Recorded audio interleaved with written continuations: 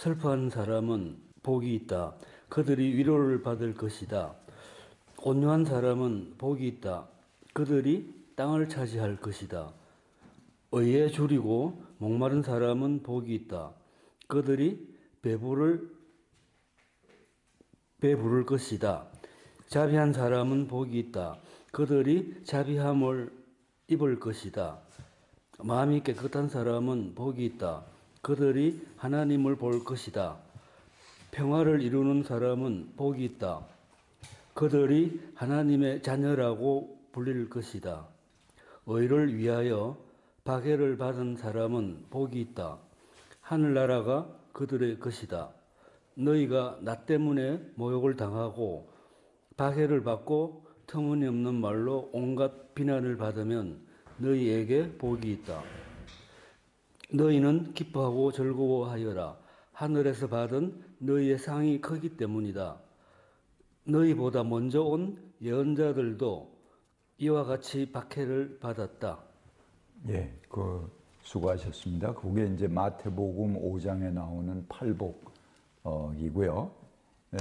요거와 비슷한 말씀, 병행귀라고 하는 게 누가복음 6장에 또 나옵니다. 누가복음 6장을 우리 설 집사님이 읽어주시기 바랍니다.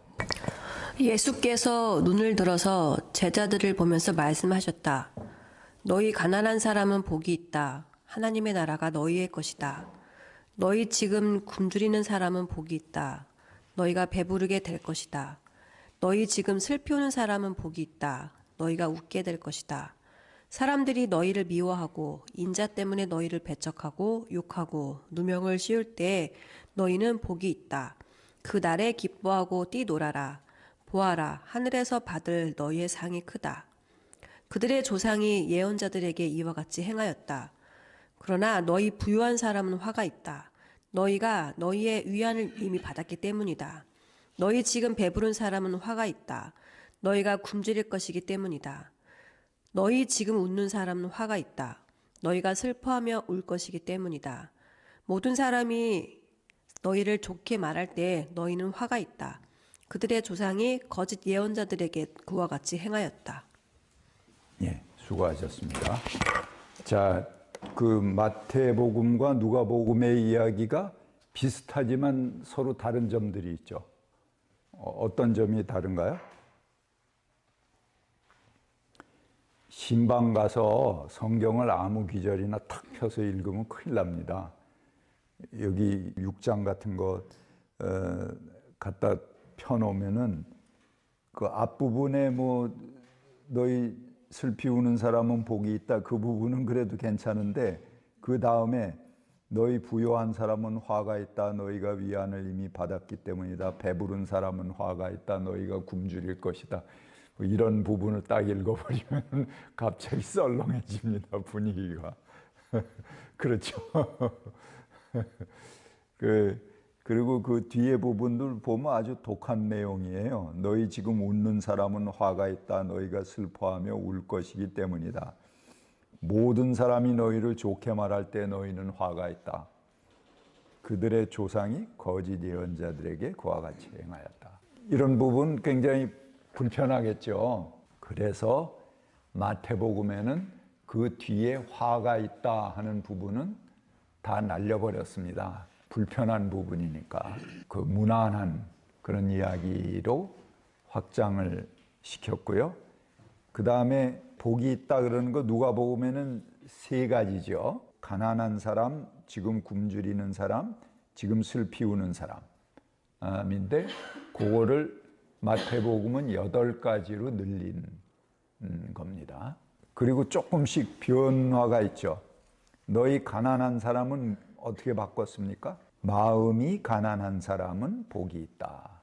가난한 사람은 복이 있다 그러면은 그것도 좀 불편한 사람들이 있을 거 아니에요? 그러니까는 그거를 특히 마태 공동체는 도시 사람들이에요. 그리고 조금 여유가 있는 사람들이 그 마태 공동체의 구성원이거든요. 그래서 돈 단위가 달라요. 누가복음에는 문화의 비유로 나온 거, 이 문화는 동전이야. 그냥 그야말로 하잘것없는 가치의 동전인데, 그런 비유를 마태복음으로 가면은, 마태복음은 이제 돈 단위가 달라져요.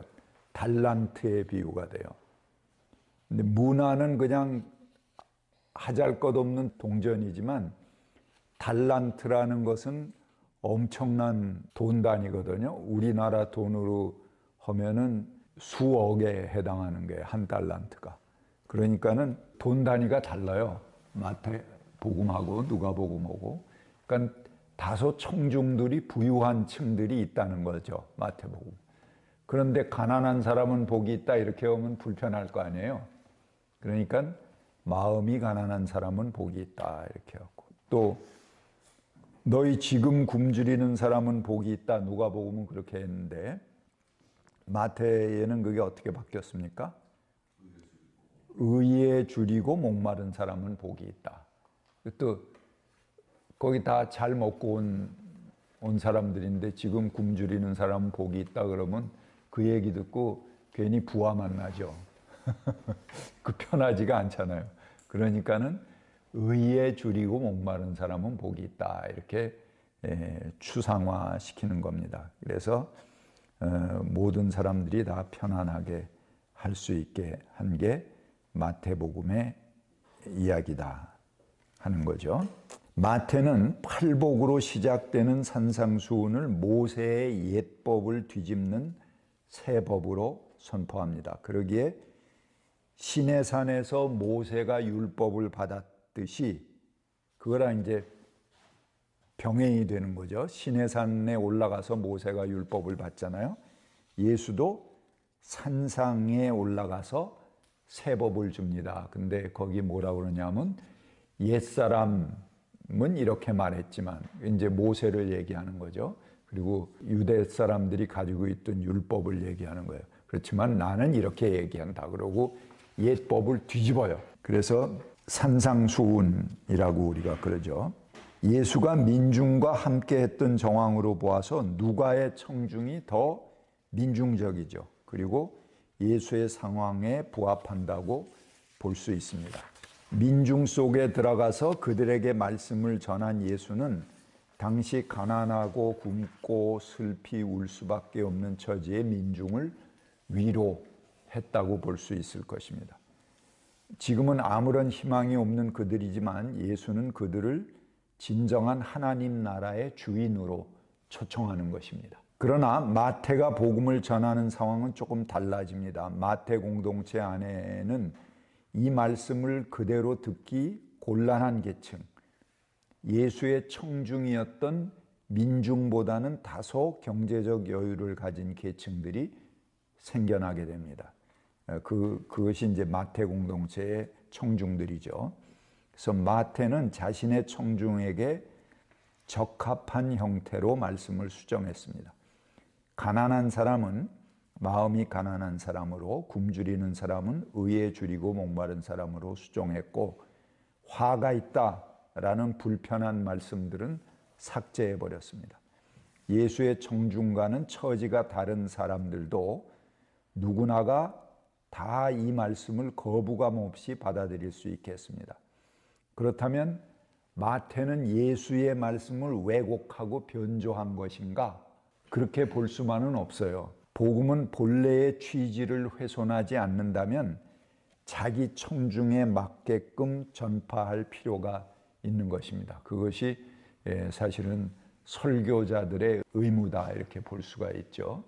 그 청중과 또는 그 상황, 시대에 따라서 이 복음의 말씀은 항상 재해석되고 새롭게 해석될 필요가 있는 것입니다. 그래서 마태복음이 그렇게 해석한 것에도 우리가 이거는 왜곡한 것이다 이렇게 보면은 굉장히 복음을 갈라치기 하는 거잖아요. 그 마태복음이 왜 그렇게 했는가 하는 것을 적극적인 의미를 부여해서 해석한 분이 이제 안병무 선생이기도 합니다. 제가 여기 많이 소개를 해놨습니다. 산상수훈은 팔복 선언으로 시작합니다. 이 팔복의 말씀은 새로운 세상 보기입니다. 그것 자체가 새로운 사건이다 이렇게 볼 수 있습니다. 전혀 가치관이 달라요. 우리들이 복파리하는 그런 우리들의 가치관하고 예수님이 복 있다고 내세우는 사람들의 차원이나 경지가 지금 우리들의 그 세속적인 생각하고는 전혀 다른 거죠. 마태복음은 예수를 새로운 모세로 봅니다. 그래서 예수와 모세의 삶을 대비하듯이 제시합니다. 모세가 율법을 가져왔듯이 예수는 새로운 법을 가져옵니다. 모세가 시내산에 올라가서 법을 받았듯이 예수는 산에 올라가서 새로운 법, 산상수훈을 펼칩니다. 그 시작이 팔복 말씀입니다. 팔복은 세상을 보는 새로운 관점을 요구하고 기존의 가치관을 뒤집는 선포입니다. 기존의 세상과 삶이 뒤집어지는 새로운 혁명이 예수의 팔복 말씀에 그대로 나타납니다. 예수께서 전한 팔복 말씀은 이것이 과연 복 있는 사람의 길인가 의심되기도 합니다. 예수로 인해서 모욕을 당하고 박해받고 터무니없는 말로 온갖 비난을 받으면 복이 있다고 얘기합니다. 더군다나 누가복음은 아예 가난한 자, 슬피 우는 자, 지금 굶는 사람이 복이 있다고 얘기합니다. 오늘날 우리들의 관행으로 볼 때 어떻게 보면 지지리도 복 없는 사람들, 이 세상에서 낙오된 사람들, 그런 사람들을 골라서 복 있다고 하는 거죠. 그만큼 삶의 목표와 차원이 우리들과 사뭇 다른 세계를 가리키는 것을 볼 수가 있습니다. 팔복의 말씀 하나하나를 살펴보도록 하겠습니다. 첫 번째, 제1복, 마음이 가난한 사람은 복이 있다. 자, 누가는 가난한 자가 복이 있다 그렇게 얘기했습니다. 그런데 누가의 말씀이 예수와 함께 했던 민중의 상황에 보다 부합한다고 우리가 볼 수 있을 것입니다. 그러나 마태 공동체에는 좀 여유 있고 부유한 사람도 생겨서 그 말씀을 그대로 전달하는 것은 무리가 있었을 것입니다. 그래서 마태는 수정을 가했습니다. 심령이 가난한 자, 이 개역 성경이죠. 그리고 세번역에는 마음이 가난한 자로 복의 대상이 확대됩니다. 그렇다면 마태의 말씀은 예수의 말씀을 변질시키거나 후퇴시킨 것인가? 그렇지 않습니다. 여기 가난하다는 말은 그리스어의 푸토코스, 마카로이, 호이, 푸토코이 이렇게 얘기합니다. 그러니까 가난한 사람은 복이 있다 이제 그런 건데, 푸토코스라는 것은 그냥 보통 가난한 게 아닙니다. 보통으로 그냥 근근히 살아간다, 가난하다 그런 말은 그리스어의 페네스라는 말을 쓰는데, 여기 푸토코스는 질병이나 빚이나 징병이나 죽음에 의해서 땅에서 몰려나서 쫓겨나서 극빈의 거지 상태로 떨어진 가정 상태를 말하는 것입니다. 그러니까 어떻게 보면 회복 가능성이 없는 사람이에요. 그냥 근근히 살아가는 사람이 아니고 회복 가능성이 전혀 없는 그런 절대 빈곤의 사람이 복이 있다 그렇게 얘기하는 겁니다.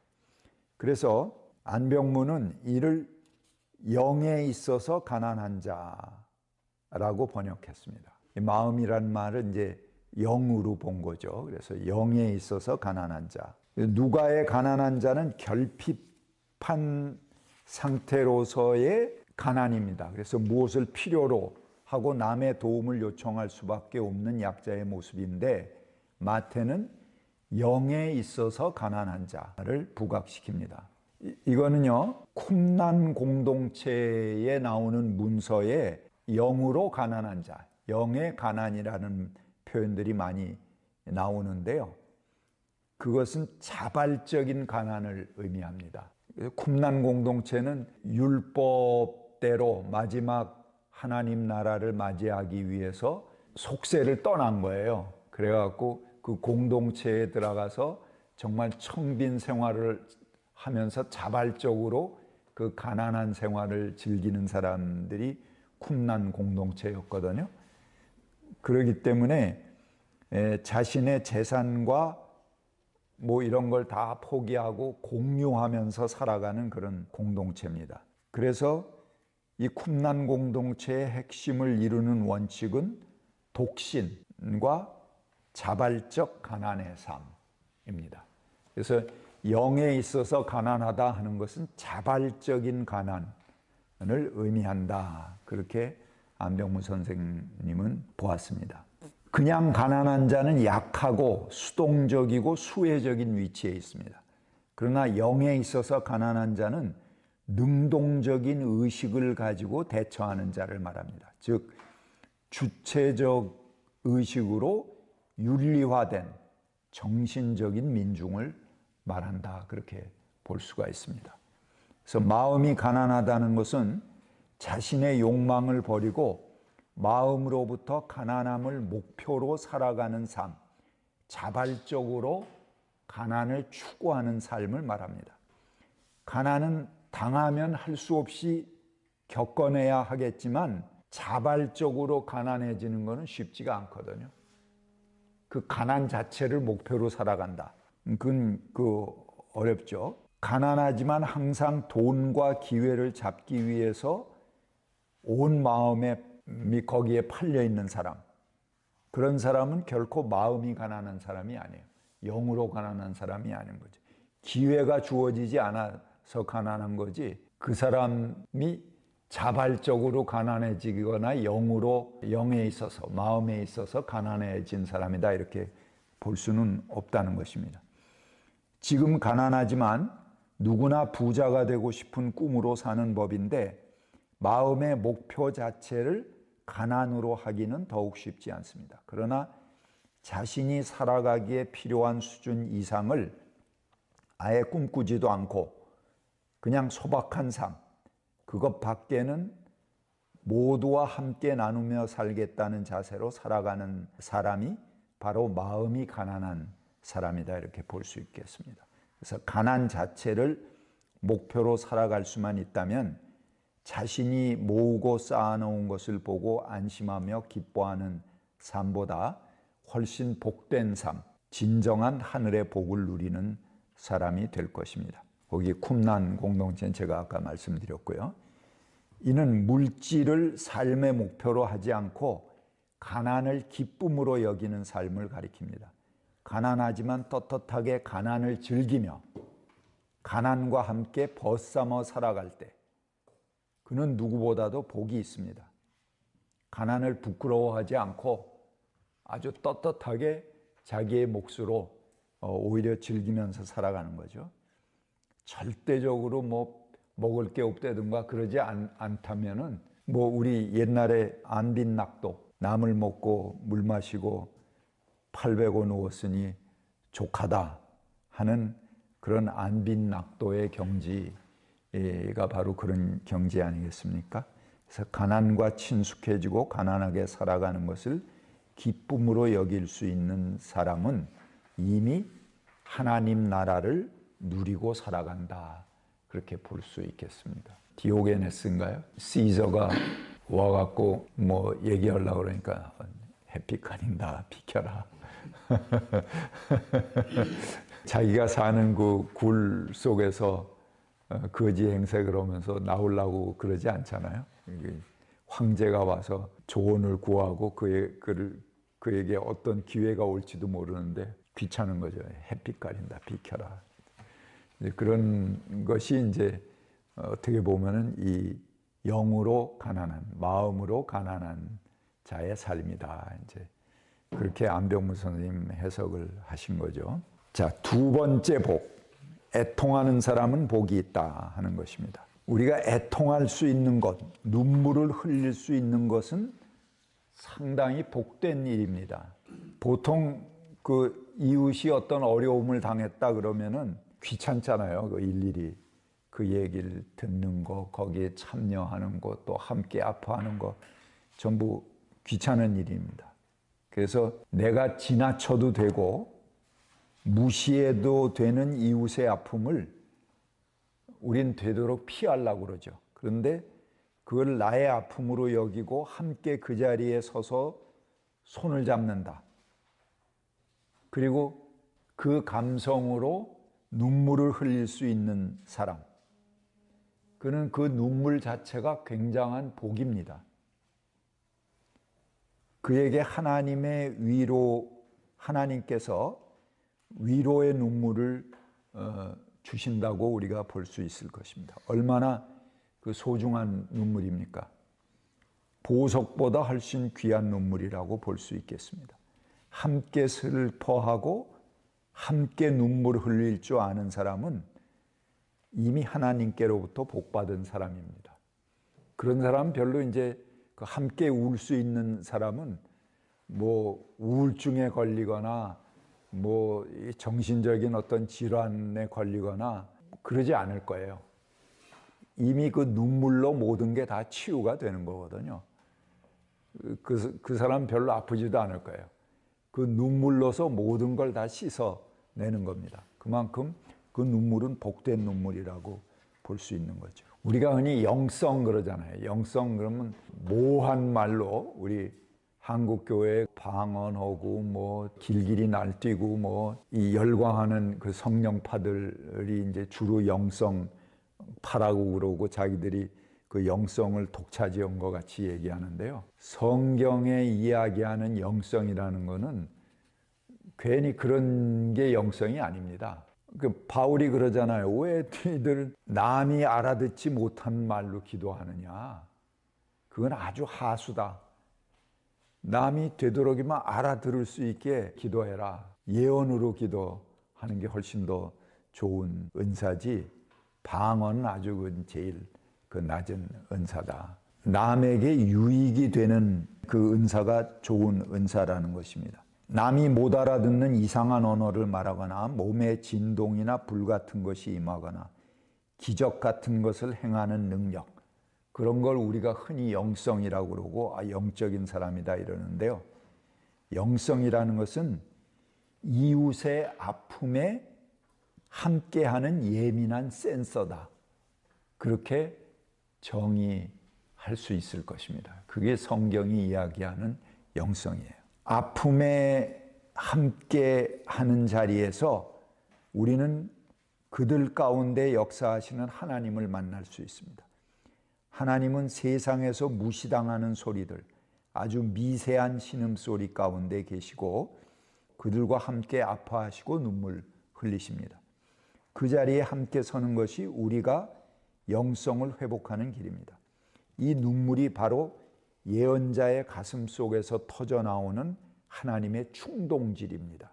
그 눈물이 없이는 예언자가 이제 하나님의 말씀을 듣고 나설 때 자기 안에 하나님의 말씀이 충동질했다고 그러거든요. 아모스 같은 사람. 하나님이 강하게 말씀하셔서 그 충동질을 견디지 못해서 나와서 외친다는 거거든요. 근데 그 충동질이 뭐냐 하면은 바로 그 이웃의 아픔에 대한 공감입니다. 눈물입니다.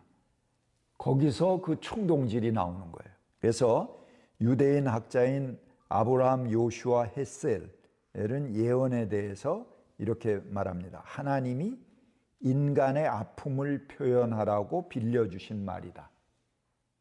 그 아픔이 없이는 이 예언이 성립하지 않는 거예요. 그 아픔에 함께 공감하지 않는 예언, 그건 다 사기다 이렇게 보시면 돼요. 아니 뭐 누구에겐 하나님이 미래를 딱 맞히는 능력을 주셔? 그게 아니거든. 그 깊은 아픔에서 함께 눈물 흘릴 수 있는 그 공감대에서 미래를 예언하고 나오는 거거든요. 그래서 요슈아 헷셀은 이렇게 말합니다. 그 말을 제가 인용해서 읽겠습니다. 예언이란 하나님이 인간의 아픔을 표현하라고 빌려주신 말이며 마치 하나님의 가슴으로부터 쏟아져 나와서 인간의 가슴으로 뚫고 들어가려는 듯 강요하고 경고하고 앞으로 밀어붙이는 언어이다. 그것은 하나님의 삶의 양식이며 하나님과 인간이 서로 만나는 접촉점이다. 하나님은 예언자의 말을 통하여 자신의 분노를 표출하신다. 세 번째, 온유한 사람은 복이 있다. 그들이 땅을 차지할 것이다. 하는 세 번째 복입니다.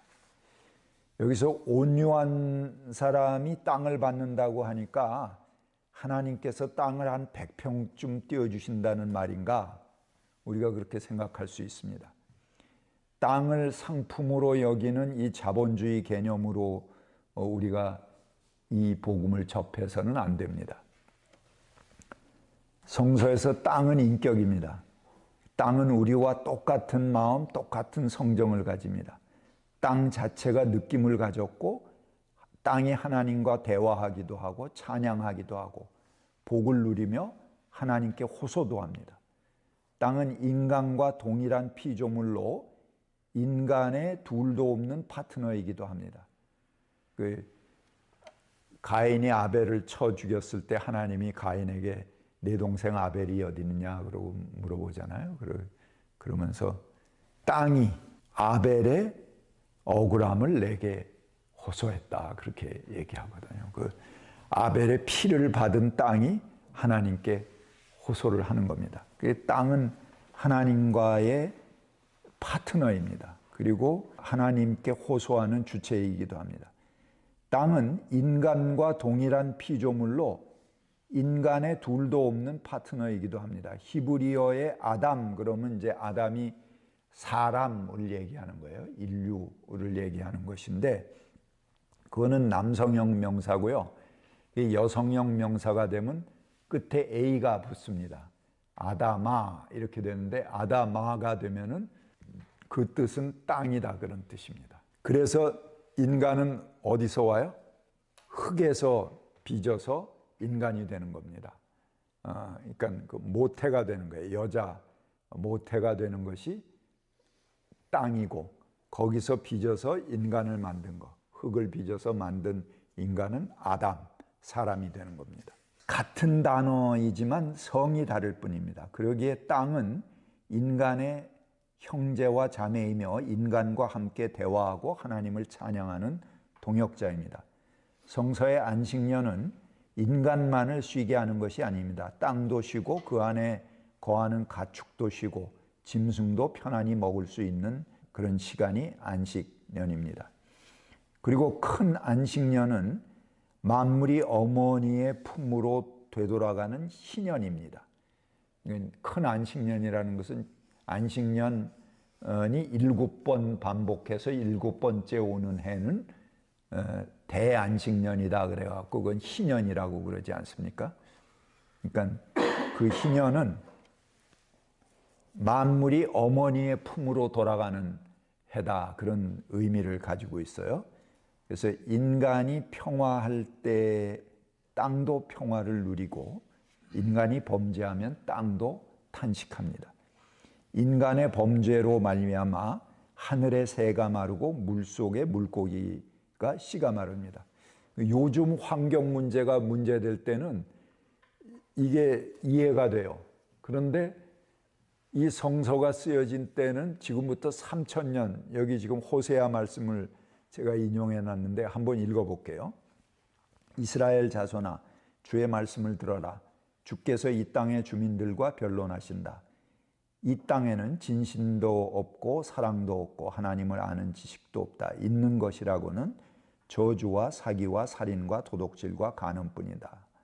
사륙과 학살이 그칠 사이가 없다. 그렇기 때문에 땅은 탄식하고 주민은 쇠약해질 것이다. 들짐승과 하늘을 나는 새들도 다 야위고 바닷속의 물고기들도 씨가 마를 것이다.